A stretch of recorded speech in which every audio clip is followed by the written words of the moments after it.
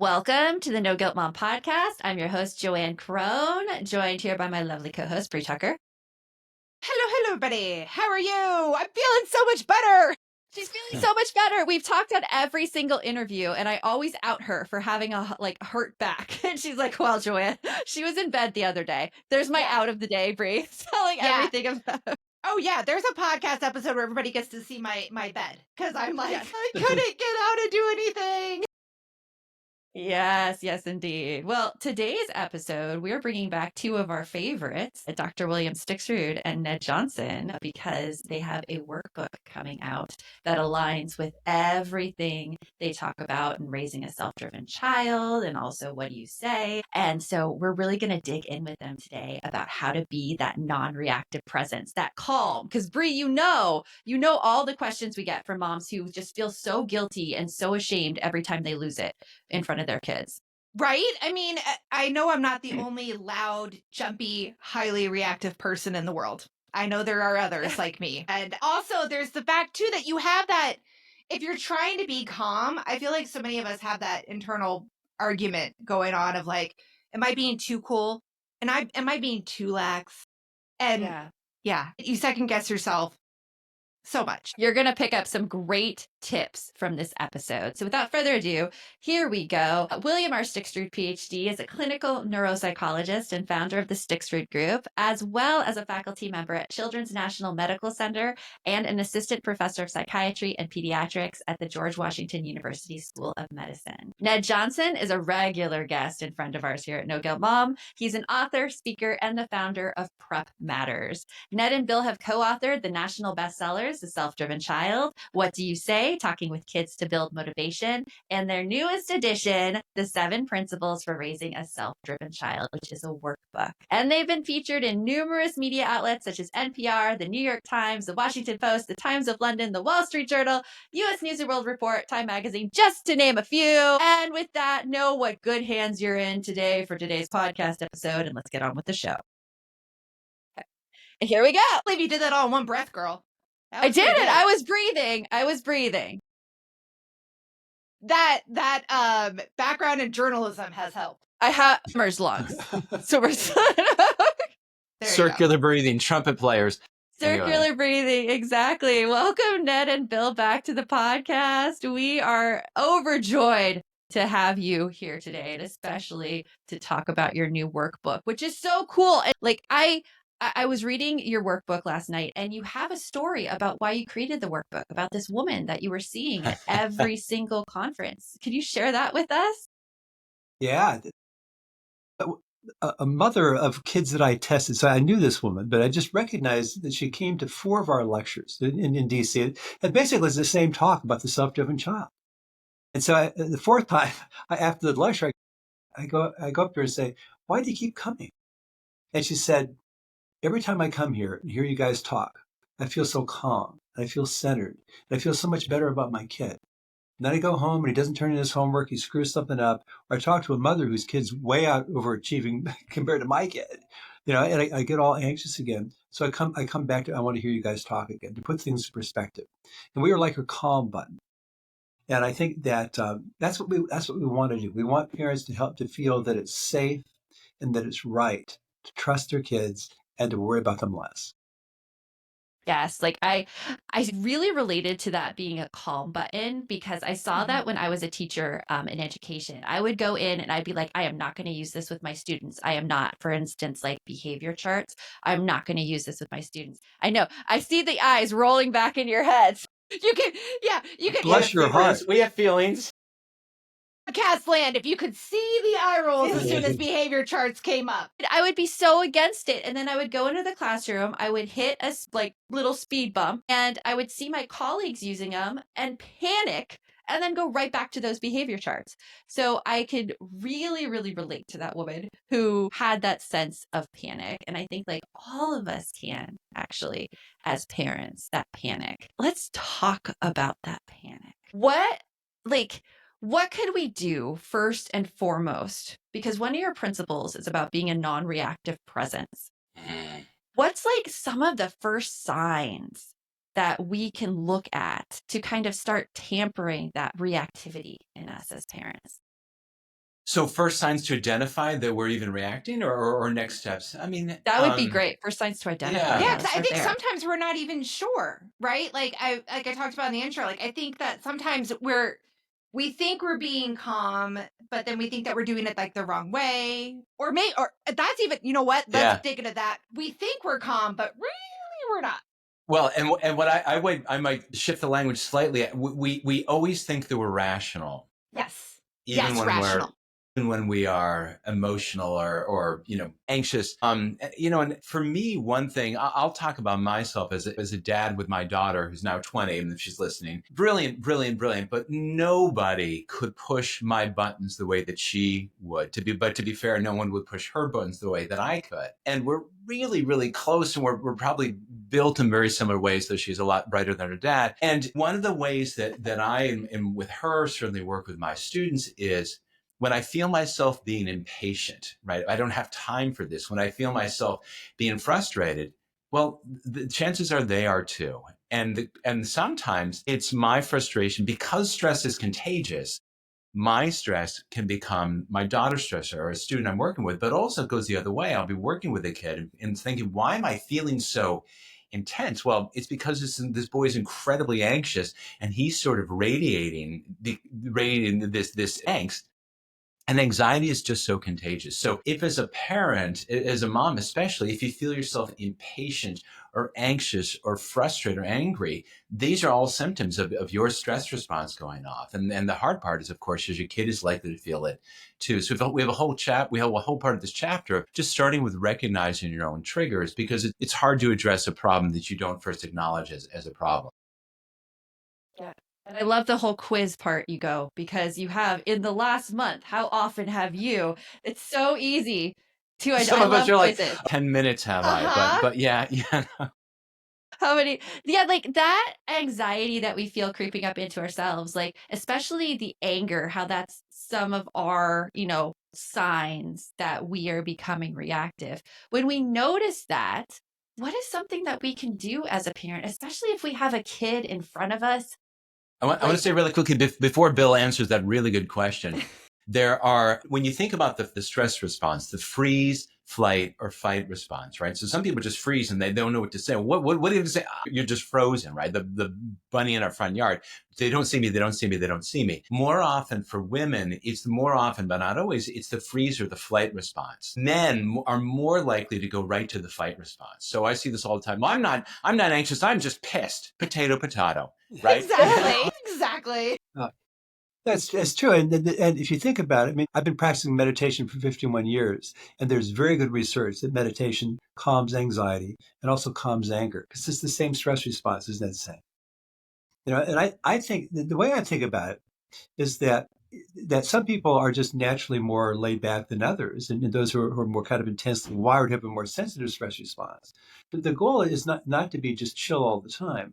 The goal is just to move in that direction of being a non-anxious presence, meaning somebody who's not highly anxious and emotionally reactive. Because you know that the families work, it's just easier. It's easier to be a parent if you don't overreact, if you can stay calm. And so the way I think about it is there's kind of emergency medicine and there's preventative medicine. And the emergency medicine may involve saying, you're the most precious thing in the universe, and I'm starting to feel myself getting really frustrated here, so I'm going to take a break. And just leave them going away to cool down.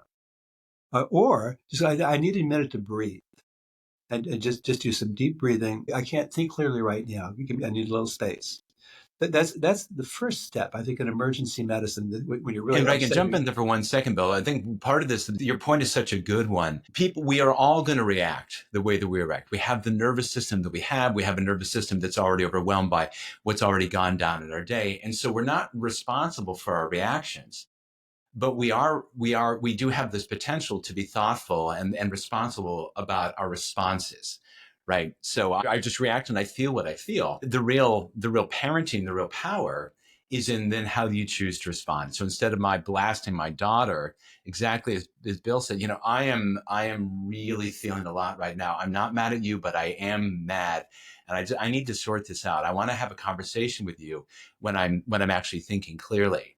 And so if you can recognize them, put space, because again, if you're intense enough, you think that your reactions are responses, and they're not. Right? They're It's not. the stress part of your brain responding rather than the responsible part of your brain responding. Well, and Absolutely. I love what you both talked about, because I think, and I know we've talked about this plenty of times on the podcast, but I think it's so important for our kids to hear us talk through our calming mechanism, like our way to get our emotional regulation under control. Because, from working so many years with like littles, like my under fives, it amazes me how much our kids think that we have all of our shiz knit together when we don't. Right? Never do we have it all together.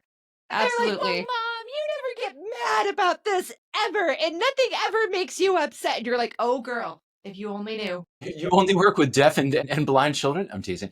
Because if we don't show them that what we're doing internally, they don't know, no matter what age kids you have, like, under 5, school age, teens, they have to still have that help and understanding that it can be done and that it's appropriate. It is. It's a great point. It's interesting too, because Bill, you started talking about emergency medicine, and I want to come back to that, about anything else that we could do right there in the moment. Because Ned, you said that, I want to talk with you about this when I'm in a calm state. And that really like hit me, because I am definitely a flight when I come into a stressful situation. Like my daughter, she's 16. She knows exactly how to push my buttons. I'm more of a like, she'll say something to me and I'll be like, okay. And I'm out of the room like before I can even react. So you gave me a really, really great script to use there. And right after this break, Bill, I want to go back to you and talk more about the emergency medicine approach versus the preventative medicine approach. And we'll talk about that right after this. So right before the break, we were talking about, there's the emergency medicine approach and the preventative medicine approach. We talked about a few things to do, such as, have those deep calming breaths, talk through your calming process. Is there anything else you recommend, Bill, that we could do right there in the moment? Yeah, I love what you were saying earlier about kind of talking through your own process. But when my kids were little, I tend to be in a good mood almost all the time. I wanted my So kids. annoying. Sorry. That's the preventative part we need to talk about. Yeah. That's my wife says to me. But yeah. But some of it's temperament, some of it's practice. And so I wanted to let my kids know how I do it. So I'd be driving in the car and I'd say, something happened and it made me really anxious. Somebody was mad at me about something, and I was really kind of getting down on myself. And then I stopped myself and said, wait a minute. Are you saying you need to be perfect 100% of the time?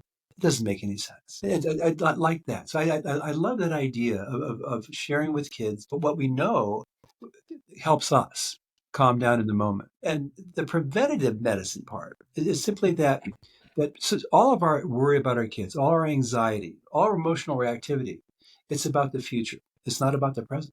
In the sense that I talked to a mother who's a parent coach today, who's micromanaging her 16-year-old. She read our books too. Because it's hard. Yeah. It's hard. It's hard to do what we recommend, which is to give kids more control of their lives. It's emotionally hard. And what was I saying to her is that she's worried about his grades. He's not doing his homework. They're on top of him about his schoolwork and stuff. And I said, he could flunk every one of his courses in high school. And if he decided that was a bad idea, he could go to community college for 30 credits. And then he can apply to almost all the colleges in the country. And they don't want to see his high school transcript. It's just not that big a deal. I said, all you're worried is about he's going to get stuck in some negative place and not get better. And I think that's a part of the long term, that preventive medicine is getting our head around the idea that most kids turn out well. Most kids don't get stuck in negative spaces unless we get stuck in some kind of battle with them. It just goes on and on, or arguing about the same thing over and over again. And also, that we always say, take the long view, because most people turn out well. And I got a Christmas card a couple of years ago from a family. On the outside, it said, I tested all 3 of their kids, followed them for years. And it said, you were right. And on the outside, they wrote, you were right. And the inside, it's these 3 young adults, very, very nice looking, all dressed up with their spouses. And the parents wrote, they all turned out great. And they were all a hot mess at various points in their life. One of them got so depressed and fell behind. They had to leave college twice. He's now a successful attorney. And I just, as a neuropsychologist who's done this work for 40 years, and I've just seen at least 1,000 kids who were just a disaster, who are incredible as adults. And that knowledge that I don't have to get stuck in this moment, that what I'm worried about is this moment. And that's kind of irrational because he's not going to stay stuck in this moment. Yeah. So, like, thinking about the future is really what keeps us in that cycle of being reactive Yep. and going down that road. I want to know, though, Bill, like, how do you think meditation plays into that for you and calming down that reaction? Because I find it so hard when you're in the moment to think about that you're like thinking about the future and that it's not important right now. Like, how do you turn that kind of thinking around? Yeah, well, I think part of the preventative medicine is cognitive. It's thinking. It's asking yourself, what am I afraid would happen if I weren't upset about this? Or just if I wasn't so worried, because so much of our negative emotion, our painful emotions are to motivate us. So I'll ask, if I ask you, why are you so, what are you afraid would happen if you weren't so worried about what your kid is doing? Parents often say, well, then I wouldn't do anything I can to help him. And I just say, are you saying that out of love, you wouldn't do everything to help him? Of course I would. So some of it is cognitive, but also some of it is just calming down your stress response. And for some people, exercise is a really good way to do that. For Ned and I, we practiced meditation for many years. And when I was 23, people told me I was the most nervous person they've ever met. And so I started, and one of them said, if there's anybody on this planet that needs to learn to meditate, it's you. So I learned to meditate. And I've been meditating for 25 years. I went down to Tennessee to a one-on-one tutorial with a professor there who showed me this biofeedback, this neurofeedback program. And he demonstrated the assessment program on me. So he put some EEG leads in my head to pick up my brainwaves. And he said, Bill, the first thing I want you to do is close your eyes. So I closed my eyes. And about 3 or 4 seconds later, he said, Jesus Christ. I said, why? So the second you close your eyes, this big, beautiful burst of alpha, this peaceful brainwaves. And I realized that I rewired my brain from being really anxious to not being really anxious and reactive. And I need to learn that trick. Well- I need to learn that trick. well- I close my eyes. It is not calm. I would Well, never well- think that you were the most anxious person ever. No. Ever. Well, 3 people told me, 30 days after I learned to meditate, I'd flunked out of graduate school. I was so anxious, and I was working in a warehouse, and my foreman came up to me on a break and said, "What are you on?" He thought I was taking Quaaludes or some downers. Because you had gotten so calm. Yeah, he's drug seeking. Yes, yeah. But I know this family where a mother and her 17-year-old autistic son learned TM together. And the mother was so impressed, she had this reporter friend come and do a story and interviewed that 17-year-old and said, what does the meditation do? Said it calms the mind and it calms the mom. So Yeah. so I think that part of it is cognitive, getting your head around the idea that it's right to be a non-anxious presence. It's a good thing, not to be overly reactive. And part of it is physiological and just calming down that stress response. And both things enable us to get a stronger sense of control over our own lives. And that low sense of control is what makes you feel stressed, makes you feel anxious, makes you feel angry. It's that low sense of control. Absolutely. I've seen that. Curious. I'm going to ask for some advice on this. And so, okay. Anxious mom here in the room. If you are seeing, let's say, like you said, like we worry so much about the future, we worry about the what ifs. And Joanne knows I am a crazy what if girl. Like I always worry about To step talk 20. her down a lot. Yeah. I worry about step 20 before I worry about anything before that. But so I'm a mom and my kid is let's say middle school, early high school.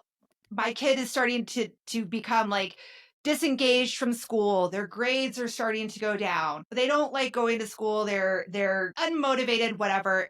And as the anxious parent, I'm worried that they're going to go down this road. And in my head, they're already doing drugs, drinking alcohol, mixing up with the wrong people, and Living in a van down by the river. Yep. Yes. Yep. The river. How do you? Although everyone wants to live in a van down by the river these days. Right? Like there was a time when we were like living in a van down by the river, and now we're like, Hashtag van life. Okay, good. Van life, yes. maybe one day I'll get to live in a van by a river.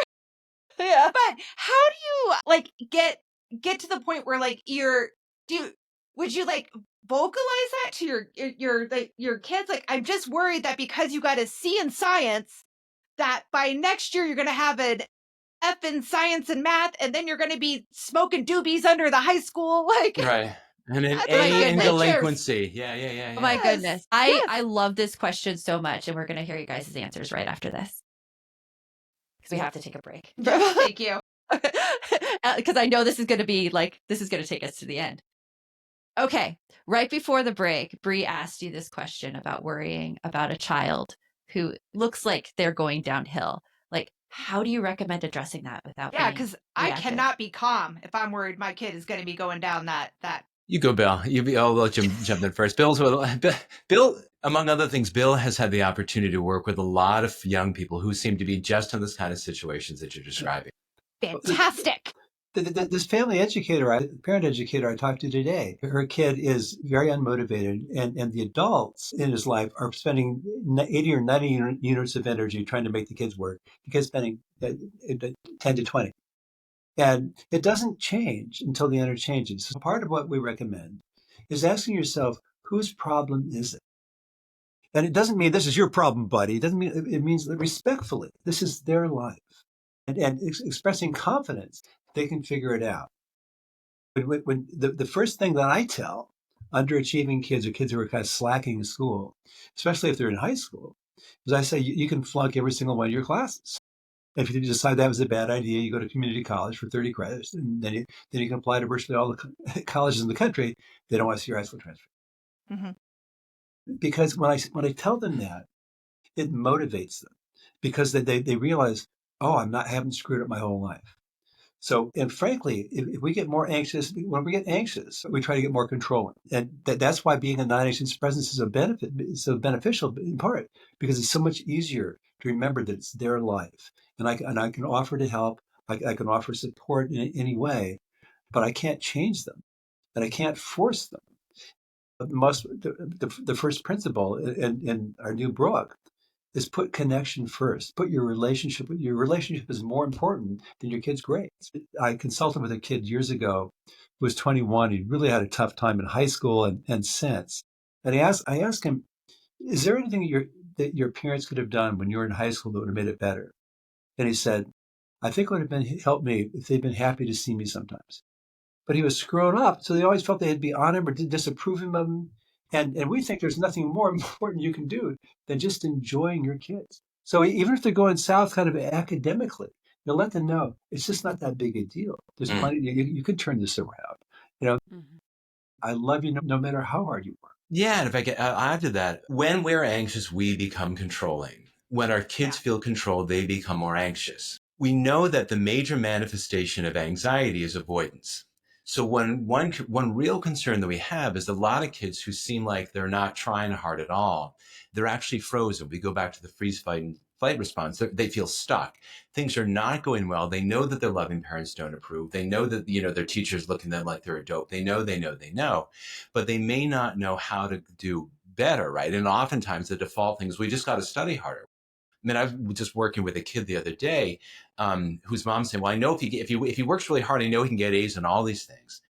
The kid is anxious. He's ADHD. Learning is hard for him. I went out and talked to his folks for a moment, and then I said, I hear what you're trying to say, but what you may be communicating to him is that you can do this if you try. If you're performing, if you've got B's and C's, that must mean that your character sucks.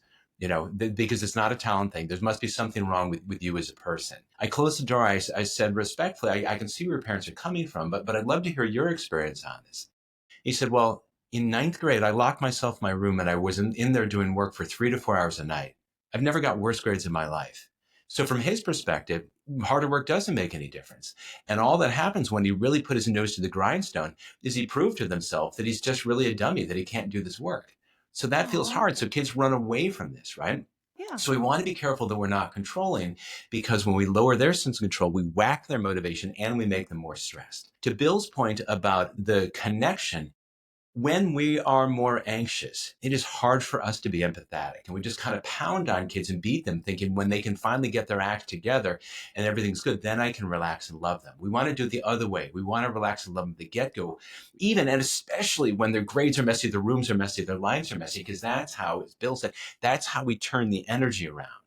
And the last thing, there's a really one of my favorite, this book is a workbook. So it's not just the science of this and the stories, because Bill and I have a million of these, but it really was designed, if we can't have a conversation one-on-one the way that you do with your families and the way that we do with ours, how can we foster this? So there are reflections, there's questions, there's activities to do by yourself, with your spouse, and with your kids. And my favorite one is this, that a kid who's in that position is really ambivalent. There are lots of reasons why to work harder, to get better grades, to have loving parents be proud of them, blah, blah, blah. But they may also want to try to appear cool to someone that they think that is really cute. They may rather be playing Xbox, but they also, again, may have an older sister and they're never going to compete with Brie and Joanne. So like, why even bother, right?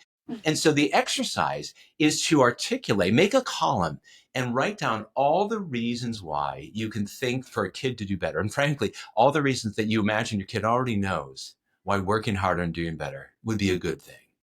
And then make another list and see how many things you can come up with, reasons why your kid feels like maybe she doesn't want to do this, or she feels like she'll embarrass herself. She feels like. And when you go through this process, you're going to realize that part of the reason that kids are in a hard place and they're stuck is they have reasons to and reasons not to. And as we talked about, what do you say? The more we pound on this side, the more they argue the other side why not to. And then we're back and forth and we screwed up our connection, and we're really we pushed our kids. They feel alone and we feel helpless because our kids are not engaging with us. And so exactly as Bill said, if we can lower the energy, have plan B thinking in our own head, even though, we wanted to get back on the path and sooner than later, but the more non-anxious we can be about this, the more supportive of their autonomy we can be, and the more supportive of the connection and really being empathetic with them. Because when we do that and kids feel like we're working hard to understand what they're feeling, they're much more open with us. We lower that stress and we engage all those executive functions that are still being constructed. Even while the plane is in midair, we get it. Yeah. But it makes it much more likely that the middle school kid starts saying, well, Mom, could you help me with? And starts looking for ways to have things go better than they currently are. Yes, I'm seeing a pattern, like do not get into a battle with your kids. Like if you're in a battle, it's like you've already lost, because they'll just force back even harder and harder. One of the lines with research we found on connection, a child is better off growing up with a loving parent in a war zone than growing up in a lovely community, a lovely house, warring with their parent. Literally, you have better outcomes growing up in a war zone with high connection with a parent or caregiver than living in friggin' Taj Mahal or some mansion someplace when you feel cold and distant and unsupported and unloved by your parents. And that's why I put connection first as the first principle in the book. And so much of what we talk about in all our books is changing the energy. So if it feels like you're trying to force, and you really can't force a kid to do anything, you change the energy. When you find yourself really frustrated, you change the energy. You take a break. You change the energy, because that energy is not going to help. Absolutely. I love that. I was going to say, I feel like you guys are on a mission to bring calmness to parents around the world, to let them know that by trying to push and control like what's going on with your kids, that's not going to give them the results that they're looking for. Well, 100%. And part of it is few things can be more upsetting and more stressful for a loving, I'll pick on moms because here we are, that for loving moms, than trying to do something that may be impossible. Because if your kid refused to do his homework, refused to do her homework, you can't make it. We're going to duct tape them to a chair. What are you going to do? What you can do is make it so unpleasant where you're so angry and so scared that the kid really feels like, I'm going to lose this connection with mom. And if you're 19, you can tell your mom to go pound sand, but you can't risk that if you're 9 years old. And so children will sacrifice their own need for autonomy, all kinds of things in order to maintain that relationship. And we just, as Bill said, so much of our work is to help parents feel that it's safe to trust their kids more and worry about them less, because it's better for kids. And it's also better for moms, because it doesn't feel good to worry all the time. It's just not, you don't want to spend your every waking moment being anxious about your kid. it's really hard to enjoy your own life, much less theirs, and love on them. So yeah, we're we're pretty sure the science is on our side. Yes. We're pretty And sure the science is on our side. with that in mind, we're going to do a little quick fire game that Ooh, I'm going to okay, now I'm call nervous. Am I allowed to be nervous? calm Okay. Well, under you're allowed pressure. to be nervous, but not anxious. Yeah. It's called Hee-hee. Calm Under Pressure. And it's not a Okay. competitive game, it's a collaborative game. Hmm. And what I'm going to do is I'm going to give you a scenario, and you can use your name as your buzzer Okay. if you want to answer this one. And your response needs to be like what the parent could say to the child in this scenario. So just directly speaking to the child. So for instance, if your 4-year-old's having a full meltdown in the grocery store because you won't buy candy, you might go, Ned, and you'll say, listen, I know you want the candy right now. Or whatever you would say from that. Okay, we ready? We're going to go through and try to just go these out, because parents are always like, if you're listening right now and you're like, I have no idea what to say in these situations. Oh my gosh, this is going to be amazing for you. Here we go. We're going to start with the teen situation. Your 15-year-old rolls their eyes and says, whatever, when you ask about their declining grades. Ned, Okay. boarding school. No, I'm teasing. I was thinking military school, but yeah. A stack of brochures for boarding schools right here. And I'm not afraid to use them. Sorry. Well, that's an actual response to that question. Hey, rolling of eyes. Something I said must have hit you the wrong way. Can you give me a little more? I'd love to try this again, because if I've hit something wrong, I'd love to understand what your feelings are on this. The tendency we always have. Well, I won't extrapolate. We'll just do this. We'll rapid It's a quick the fire. script It's a again. quick fire. Yep. Here we go. Okay. Next one. Your 7-year-old refuses to get ready for school and says, you can't make me. Bill, absolutely. I couldn't make you do this. It's just telling kids, recognizing, acknowledging, I couldn't make you do this. And if you give me a real hard time about this, I'm not sure I'm going to feel like reading you 3 or 4 stories. I may just read you 2 stories tonight, because that's the way relationships work. But we're going to go to school. So yeah, acknowledge. Clearly, I can't. Then negotiate. You have no control, and you really have no control in the situation, and negotiate. Okay, next one. This one I have seen repeatedly in my house. Your teen is giving you one-word answers and refusing to participate in the family dinner conversation. Ned, I'm like, boarding school. Hey, you get boarding school. I've You got a theme. So I mean, it seems like you don't want to share a lot of what your thoughts are right now, and that's okay. That's okay. You're under no obligation to do this. But if or when you feel like it, I'd really like to hear your perspective on this, because what you say matters to me. Love it. That just made my heart melt. Yes, we're going to end our game right there. Bill or Ned, what are you excited about that's coming up in your life right now? So this is for Bill. I'm working on Ned and I are working on an article called "Calm is Contagious," and we've been writing a book about the idea, because the idea is that a wise meditation teacher once said that a green forest requires green trees, and a peaceful world requires peaceful people. And so if you want a peaceful family, then we work on our own. We work on ourselves. And so we're writing about this idea that, as Ned said, all emotions are contagious.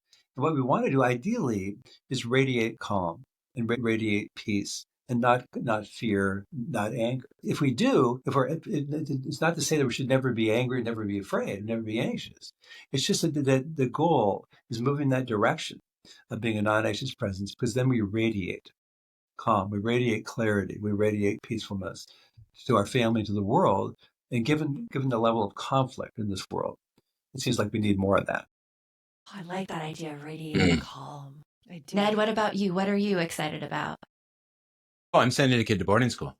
No, I'm teasing. I'm teasing. It's funny, kind of related to what Bill said. We both had people ask us, so how are you doing? I said, I'm great. Well, how can you be great right now? Everything is such a mess, and political and discord and da-da-da. And, I picked this up from Bill, who said, I don't know that it helps the world, or I can help other people when I suffer more. I feel like I can help people more when I suffer less. And so I sort of role pathologically optimistic. We had a really fun interview last night, and people are like, what are you optimistic about? What are you hopeful for? And I'm like, kids, my kids, other people's kids. Because in the same way that young people always want their lives to work out, they may make bad decisions along the way. They have setbacks and all kinds of things that can go sideways. But don't all of us always want our lives to work out, even if it's a mess right now. And children especially, I think it was, oh gosh, I'm trying to remember who the psychologist was, or philosopher. He said, the real journey of discovery is not traveling to foreign lands, but seen with new eyes. And that's the great thing about children. And Bill has, a gaggle of grandchildren, many of whom are currently living with him. And we were on a Right call outside the door. right outside, and I was hearing these little voices like, because no matter what is going on, children wake up with an eagerness to see what the day brings, and endless curiosity, and that always gives me hope. Because the problems that what did Einstein say? We will not solve our problems using the thinking we used when we created them. And by definition, children don't yet know the ways of the world. And so they're very likely to see things with different eyes, Yeah. with new ways. So yeah, I'm, children make me happy. Young people make me Yeah. happy. Even old people like Bill and me are old farts. We still, we still want to see the world work out. And I think Speak there for are a lot yourself. I have to say too, like even seeing Gen Z, like the teenagers, like they are so feisty in a good way. And that makes me Right. very hopeful for the future as well. Well, So well said. Bill and Ned, this has been amazing as always. I always love our conversations together. Thank you so much for being here. And You we'll guys talk are I to feel later. calm Yes. just from being We're here. calm. In this We're interview. calm. And it's a You're our calming Xanax, effect. our human Xanax. You two are such a force of good in the world. We're Really, really great. really. Really, it's one, you guys. I don't know anybody who makes us laugh as much as you do. So that alone is good for our spirits. But you guys just do a world of good in the world. So we appreciate it. Thank you. Thank you. We'll guys talk to so you later. much. Well.